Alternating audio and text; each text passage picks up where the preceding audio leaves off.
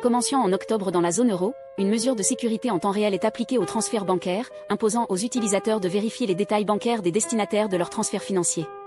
C'est la dernière étape de l'introduction de transferts bancaires instantanés dans la zone euro. Depuis le 9 janvier dernier, les banques du Eurozone devaient disposer de la capacité d'accepter des transferts instantanés, en vertu de la réglementation sur les paiements instantanés de la Commission européenne introduite pour mettre à jour et accélérer le processus d'électronique des paiements au sein de l'Union. À partir du 9 octobre 2025, les banques dans la zone euro devront également pouvoir envoyer des transferts instantanés, les institutions financières restantes de l'UE suivront d'ici 2027 à la plus tard, signifiant que toutes les transactions entre les banques de l'UE seront complétées en moins de 10 secondes. Les systèmes de détection et de fraude sont renforcés pour réduire les risques associés au traitement instantané des paiements.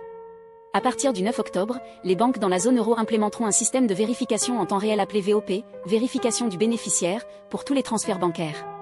Ce système place une nouvelle responsabilité sur les utilisateurs d'assurer que le nom entré par le client correspond au numéro IBAN de la comptabilité. Lorsque quelqu'un effectue un transfert bancaire, instantané ou traditionnel, son banque vérifie automatiquement l'adéquation du nom entré et du nom lié à la référence de compte avec le numéro IBAN bancaire.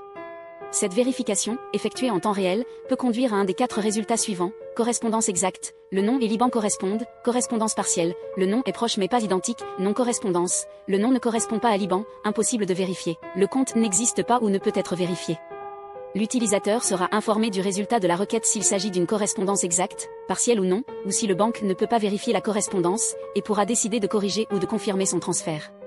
Le nom qui apparaît sur l'IBAN ne sera pas révélé. Après avoir été informé du résultat, l'utilisateur peut corriger ou confirmer son transfert. Même en cas de disparité, le client peut toujours exécuter la transaction, mais à connaissance des faits, explique la Fédération bancaire française, FBF, dans une guise sur son site web. En d'autres termes, la banque ne pourra plus être tenue responsable en cas de fraude ou d'erreur.